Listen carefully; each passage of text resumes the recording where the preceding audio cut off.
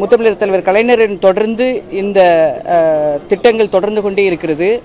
விளிம்பு நிலையில் இருக்கக்கூடிய சமூகத்திற்கு இந்த அரசு என்றுமே அரணாக இருந்து கொண்டிருக்கிறது.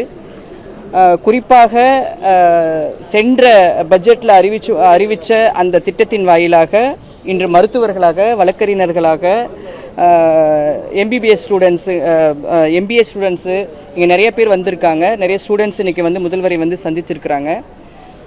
இப்போ எப்படின்னா, குறிப்பாக அடிப்படையில் திருநர் சமூகத்திற்கு குழந்தை பருவத்திலிருந்தே பெற்றோர்களாலையும் சகோதரர்களாலையும் பள்ளி கல்வியில் எல்லா இடங்கள்லையுமே திருநர் சமூகம் புறக்கணிக்கப்படுவார்கள். அதனால கல்வி தடைப்படும். ஆனால் குறிப்பாக ஒரு சமூகம் தலை நிமிரணும், ஒரு சமூகம் உயர்ந்த நிலைக்கு வரணும்னா கல்வி மட்டும்தான் ரொம்ப முக்கியம்.